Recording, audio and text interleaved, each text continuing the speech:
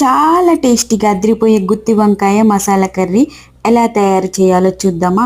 ఇందుకోసం ఉప్పు నీళ్ళలో వంకాయలు తొడిమలు కొద్దిగా ఉండేలా చూసుకొని, వంకాయలకి ఇలా ఘాట్లు పెట్టుకొని, ఆ ఉప్పు నీళ్ళలో వేసుకొని, అన్ని వంకాయలు ఇలా కట్ చేసుకున్నాక, కడాయిలోకి 2.5 గరిటెలు ఆయిల్ వేసి 10 నిమిషాల పాటు మూత పెట్టి, దాంట్లో వంకాయలు వేసి ఉడికించి పక్కన పెట్టేసుకోవాలి.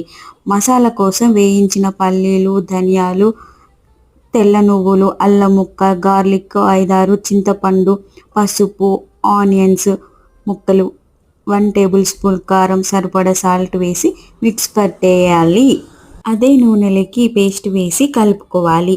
2 మినిట్స్ ఆ పేస్ట్ వేయించినాక మనం వేయించిన వంకాయలు వాటితో పాటు పావు గ్లాస్ వాటర్ పోసుకొని 5 మినిట్స్ మగ్గిస్తే వంకాయ కర్రీ రెడీ. రియల్‌గా బావుంది. నచ్చితే సబ్స్క్రైబ్.